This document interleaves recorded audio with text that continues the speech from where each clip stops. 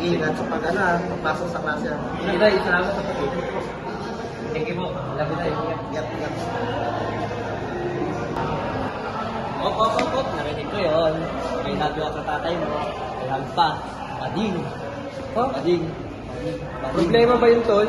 Oo, bading yun. Hindi naman porket nakita mo silang pares sa lalaki na nagyayakapan, bading na sila. Di ba dapat babae ka lalaki lang yun? Hindi, Tol. Magtatay sila, normal lang yun sa kanila.